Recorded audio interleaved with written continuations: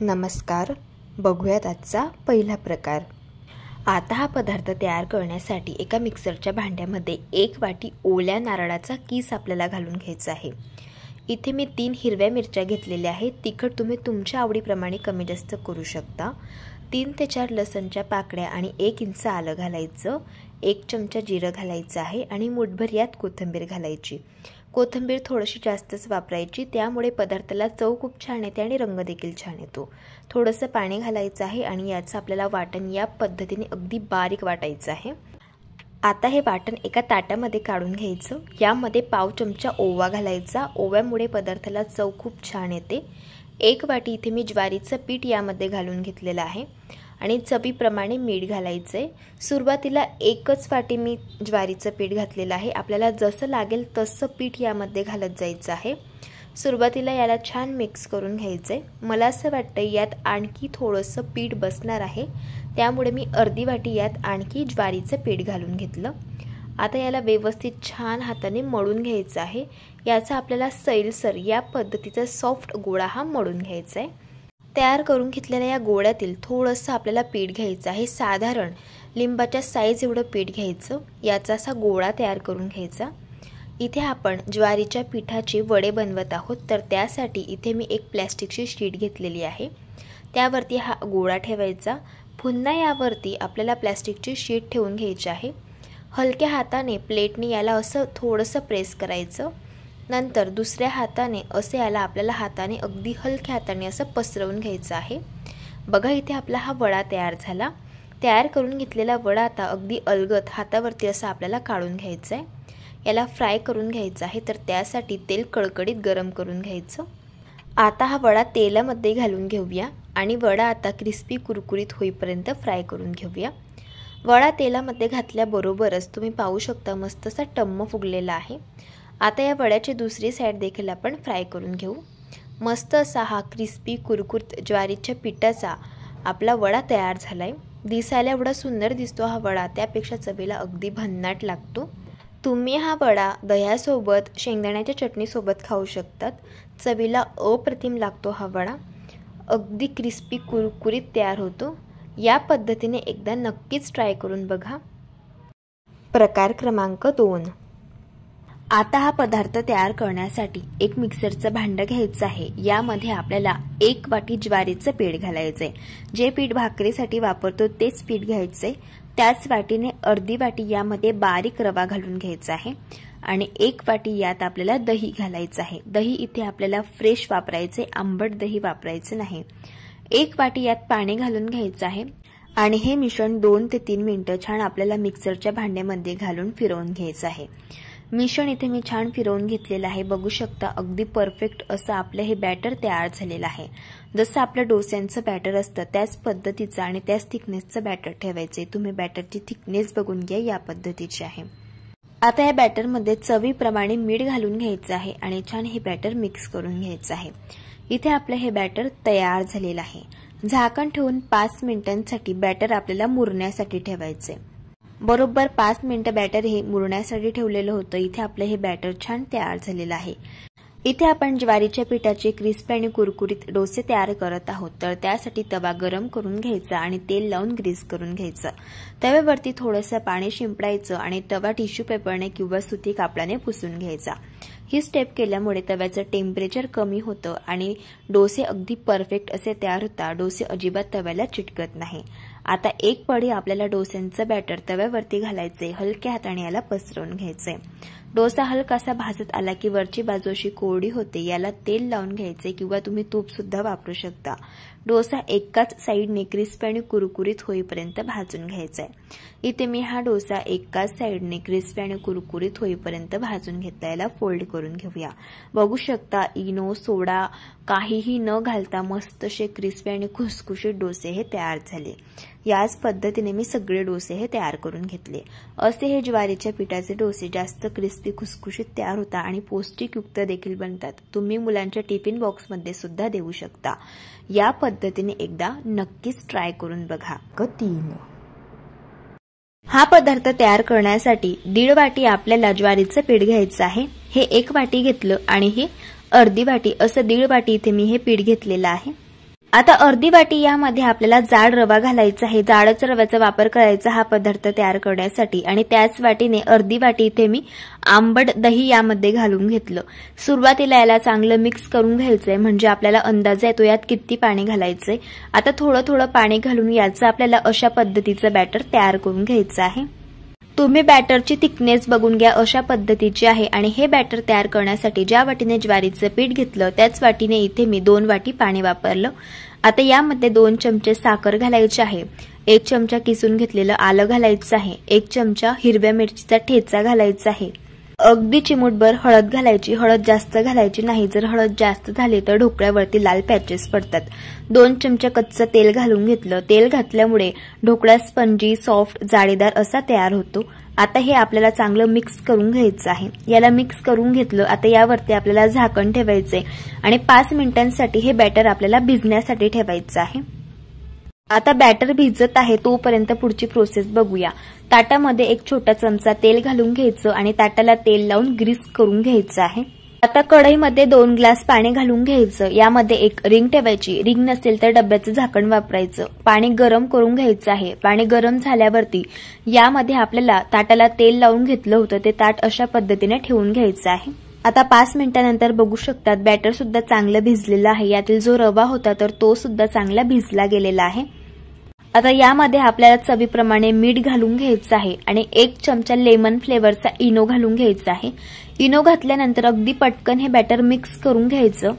Eno घातल्यानंतर एक गोष्ट लक्षात ठेवायची, लगेच आपल्याला हे मिश्रण मिक्स करून घ्यायचं आहे आणि वेळ न वाया घालवता लगेच आपल्याला हे मिश्रण ताटामध्ये ओतून घ्यायचं आहे। हे बघा अशा पद्धतीने।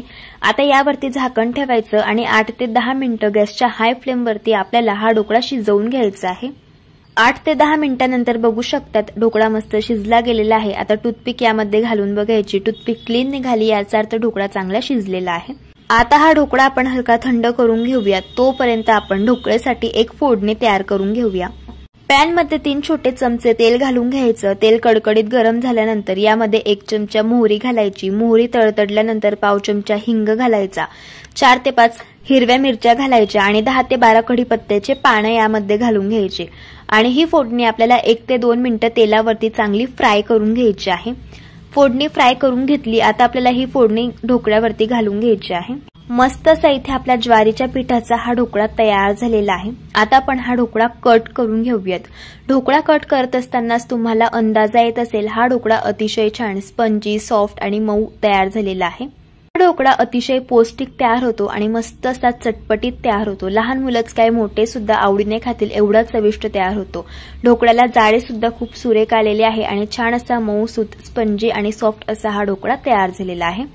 तुम्ही हा ढोकळा नाश्त्यालाच काय मुलांच्या टिफिन मध्ये सुद्धा देऊ शकता। अशा पद्धतीने एकदा ट्राय करून बघा। क्रमांक 4। आता हा पदार्थ तयार करण्यासाठी 2 वाटी आपल्याला ज्वारीचं पीठ घ्यायचं आहे। आता यामध्ये 2 चमचे आपल्याला बेसन पीठ घालून घ्यायचं आहे। बेसन पिठामुळे हा पदार्थ खुसखुशीत तयार होतो। यामध्ये 1 वाटी आपल्याला बारीक कापून घेतलेली कांद्याची पात घालायची आहे। 1 छोटा साईजचा बारीक चिरलेला कांदा यात घालायचा आहे। 1 चमचा आलं लसूणची पेस्ट घालायची आहे। 1 चमचा हिरव्या मिरचीचा ठेचा घालूया। आता यामध्ये पाव चमचा हळदी पावडर, पाव चमचा जिरे पावडर, पाव चमचा हिंग, 1 चमचा धणे पावडर आणि पाव चमचा गरम मसाला यात घालायचा आहे। 2 चमचे तीळ घालून घ्यायचे आहे। तिळामुळे हा पदार्थ चवीला अगदी छान लागतो। बारीक चिरलेली कोथिंबीर घालायची आहे आणि चवीप्रमाणे यात मीठ घालून घ्यायचं आहे। सुरुवातीला हे सर्व जिन्नस मिक्स करून घ्यायचे आहे, कारण कांद्याच्या पातीमध्ये पाण्याचं मॉइश्चर असतं, त्यामुळे सुरुवातीला याला मिक्स करून घ्यायचं। यावरनं अंदाजा येतो यामध्ये आपल्याला किती पाणी घालण्याची गरज पडणार आहे।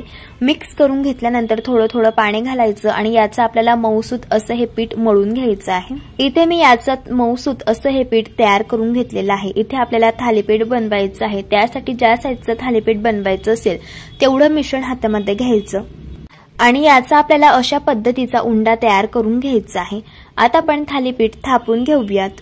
त्यासाठी इथे मी एक सुती कापड घेतला। कापड मी ओला करून घेतला आणि नंतर त्यातील जे पाणी आहे तर ते पूर्णपणे पिळून घेतलेलं होतं। आता हा उंडा आपल्याला यावरती ठेवायचा आहे। हाताला पाणी लावून घ्यायचं आणि अशा पद्धतीने आपल्याला हे थालीपीठ थापून घ्यायचं आहे। इथे मी थालीपीठ थापून घेतलेलं आहे। आता आपल्याला याला अशा पद्धतीने होल्स करून घ्यायचे आहे। तयार झाले इथे आपलं हे थालीपीठ। आता आपण याला भाजून घेऊया। त्यासाठी तवा गरम करून घेतला। आता कापडासहित आपल्याला हे थालीपीठ असं तव्यावरती घालून घ्यायचं आहे आणि अगदी अलगद हे कापड यावरनं काढून घ्यायचं आहे। आता हे थालीपीठ क्रिस्पी आणि कुरकुरीत होईपर्यंत एका साइडने भाजून घ्यायचं। थालीपीठाची एक साइड भाजत आली की वरची बाजू कोरडी होते, याला तेल लावून घ्यायचं आणि थालीपीठ आपल्याला पलटी करून घ्यायचं आहे। कडेने याच्यात तेल घालायचं आणि दोघी साइडने क्रिस्पी आणि कुरकुरीत होईपर्यंत हे थालीपीठ आपल्याला दोघी बाजूंनी चांगलं भाजून घ्यायचं आहे। इथे मी हे थालीपीठ भाजून घेतलं। आता आपण याला काढून घेऊयात।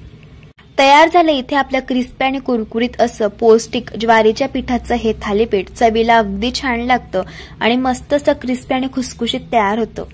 हे थालीपीठ देखील तुम्ही मुलांच्या टिफिन बॉक्समध्ये देऊ शकतात, नाश्त्याला बनवू शकतात। अगदी मस्त तयार होतं। अशा पद्धतीने एकदा ट्राय करून बघा। प्रकार क्रमांक 5। हा पदार्थ तयार करण्यासाठी 1 कप आपल्याला बारीक चिरलेली कोथिंबीर घ्यायची आहे। यामध्ये 1 कप आपल्याला ज्वारीचं पीठ घालून घ्यायचं आहे आणि अर्धा कप यामध्ये आपण बेसन पीठ घालूयात। बेसन पिठामुळे छान क्रिस्पी आणि खुसखुशीत हा पदार्थ तयार होतो। यामध्ये आलं, लसूण, हिरवी मिरची आणि जिऱ्याची पेस्ट आपल्याला घालून घ्यायची आहे। 1 चमचा यामध्ये धणे पावडर घालायची आहे। पाव चमचा हिंग घालायचा आहे। पाव चमचा हळदी पावडर घालूया।